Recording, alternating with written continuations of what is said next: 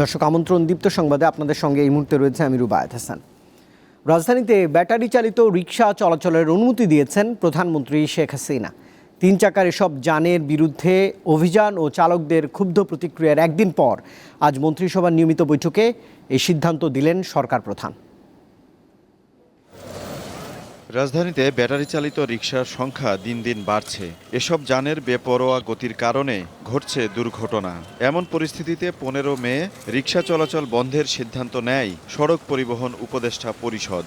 এরপরই অভিযানে নামে পুলিশ। প্রতিবাদে রবিবার চালকরা মিরপুরে সড়ক অবরোধ করে ক্ষুব্ধ প্রতিক্রিয়া জানান। অবশ্য একদিন পর সোমবার মন্ত্রিসভার বৈঠকে প্রধানমন্ত্রী শেখ হাসিনা স্বল্প আয়ের মানুষের অসুবিধার কথা বিবেচনায় নিয়ে ব্যাটারি চালিত রিকশা চলাচলের অনুমতি দিয়েছেন। বঙ্গবন্ধু অ্যাভিনিউয়ে ওলামা লীগের প্রতিষ্ঠাবার্ষিকীর অনুষ্ঠানে সড়ক পরিবহন ও সেতুমন্ত্রী বিষয়টি জানান। স্বল্প আয়ের মানুষদের কষ্টের দুঃখের বিষয়টা স্মরণ করিয়ে প্রধানমন্ত্রী সিটি এলাকা ব্যাটারি চালিত গাড়ি চালু রাখার তিনি নির্দেশ দিয়েছেন। মন্ত্রিসভার বৈঠকে প্রধানমন্ত্রী ব্যাটারি চালিত রিকশাগুলোকে যুগোপযোগী করার উপর গুরুত্ব আরোপ করেছেন বলে জানান শিল্প সচিব। এটি একটা স্ট্যান্ডার্ড ঠিক করে দেওয়া যেতে পারে। পৃথিবীর বহু দেশে কিন্তু এই ব্যাটারি চালিত অটো রিকশা আছে।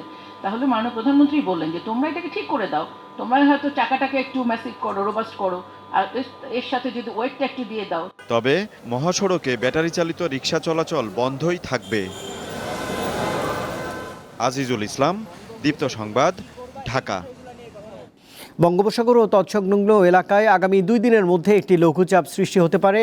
একই সঙ্গে সারা দেশে বৃষ্টির পূর্বাভাস দিয়েছে আবহাওয়া অধিদপ্তর। আবহাওয়াবিদরা জানিয়েছেন পরবর্তী 48 ঘন্টার মধ্যে দক্ষিণ পশ্চিম বঙ্গোপসাগর ও তৎসংলগ্ন এলাকায় একটি লঘুচাপ সৃষ্টি হতে পারে।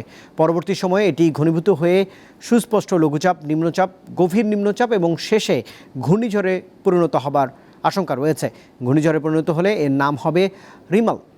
এ অবস্থায় মঙ্গলবার সকাল 9টার মধ্যে রংপুর, রাজশাহী, ময়মনসিংহ, সিলেট বিভাগের অনেক জায়গায় এবং ঢাকা, খুলনা, বরিশাল ও চট্টগ্রাম বিভাগের কিছু কিছু জায়গায় অস্থায়ীভাবে দমকা অথবা ঝোড়ো হাওয়া সহ বৃষ্টি অথবা বজ্রসহ বৃষ্টিপাত হতে পারে।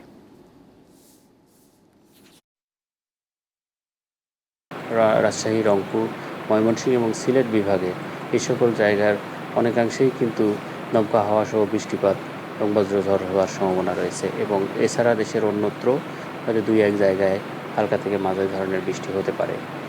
এবং আমরা কিন্তু বলেছি যে আগামী 48 ঘন্টায় আপনার দক্ষিণ পশ্চিম বঙ্গোপসাগরে একটি লঘুচাপের সৃষ্টি হতে পারে এবং এটি পরবর্তীতে আরও ইন্টেন্সিফাই হতে পারে।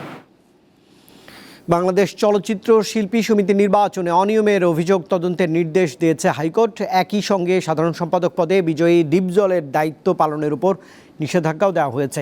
বিচারপতি নাইমা হায়দার ও বিচারপতি কাজী জিনাত হকের বেঞ্চ সোমবার রুলসহ এমন আদেশ দেন। এর আগে গত 14 মে চলচ্চিত্র সমিতির ফলাফল বাতিল ও নতুন নির্বাচনের নির্দেশনা চেয়ে হাইকোর্টে রিট করেন চিত্রনায়িকা নিপুণ আক্তার। গত 19 এপ্রিল চলচ্চিত্র শিল্পী সমিতির নির্বাচন অনুষ্ঠিত হয়। এতে সাধারণ সম্পাদক পদে ডিপজলের কাছে মাত্র 16 ভোটের ব্যবধানে পরাজিত হন নিপুণ।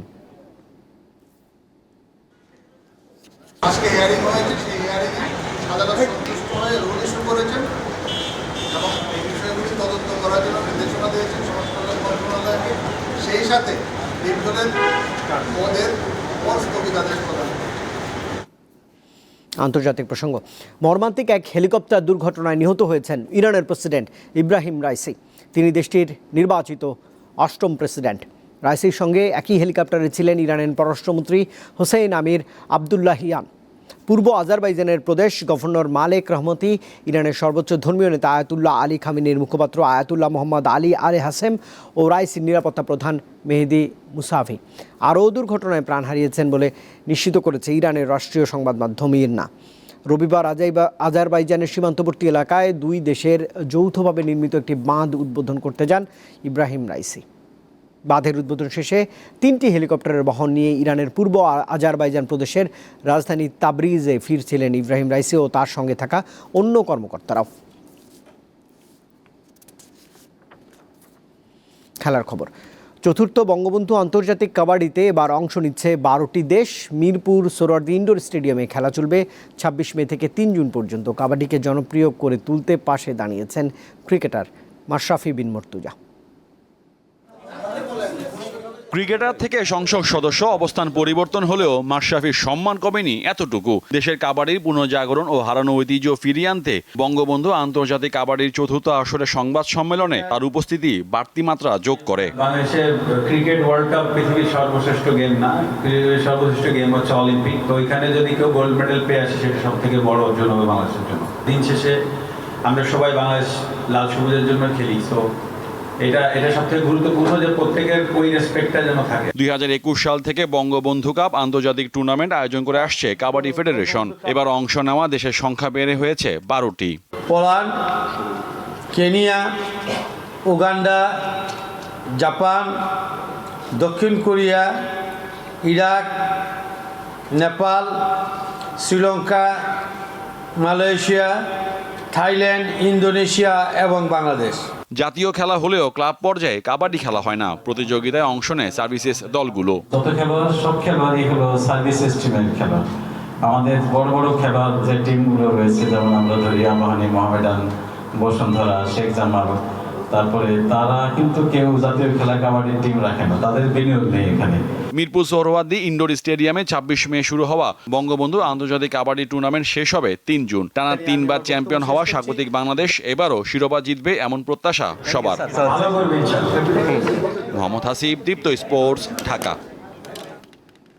দর্শক, এই ছিল এখনকার মতো। আমাদের পরের আয়োজন রাত 11টায় দীপ্ত সংবাদ দেখার আমন্ত্রণ রইল। এতক্ষণ সঙ্গে থাকবার জন্য ধন্যবাদ সবাইকে।